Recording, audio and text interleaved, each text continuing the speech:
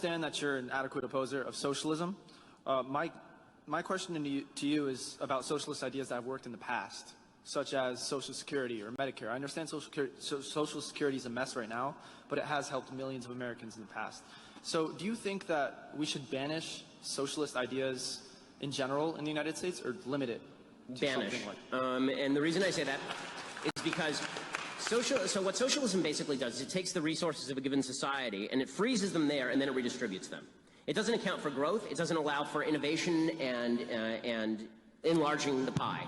Socialism basically says, however much money is in the economy, it's unfair how it's distributed, take it, redistribute it, that's the end of it. The problem is once you do that, you get rid of the incentive to innovate and to build new things and create new services. So, of course it's true that if there are 5 of us in a room and I have $5 and nobody else has any money and I just give each person $1, then everybody in the room is better off except for me. That's true, but I now have no incentive to go out and make $5 more because you're all just going to take the money. This is true of Social Security also. So Social Security has actually created an enormous downside for society now. So in the short term, it's great, right? You take a bunch of money that doesn't belong to you, you give it to a bunch of old people, they're happy. It didn't cost you that much money because it's the baby boom and there are a lot of people who are young and there are not that many people who are old. Then the baby boomers get old and now we're all screwed, right? People who are our age are never going to see our Social Security money. It's gone. We're never seeing it again. Kiss it goodbye, right? So, so one problem is that older people did not have an incentive to save. So the savings rate actually went down after Social Security because you may as well spend your money. Somebody else is going to pay for you when you're old.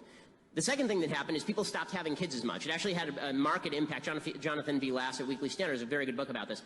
It actually had a market impact on birth rates.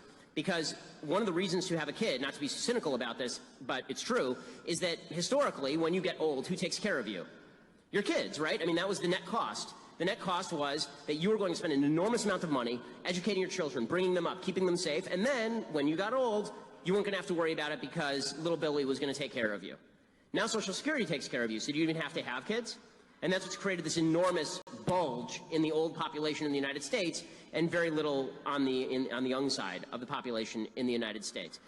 And because as a society we tend to abdicate to government what government is willing to take over, it's also created this immoral notion that the government's going to take care of all the old people so we don't have to worry about it as a society. Social fabric doesn't matter anymore. So this is why I'm not in favor of socialism, you know, and Social Security is a good example. I'm not in favor of it because it has, just like every other socialist program, it has a set of discrete beneficiaries, but diffuse victims. And the diffuse victims are much more common than the discrete beneficiaries, and they grow over time.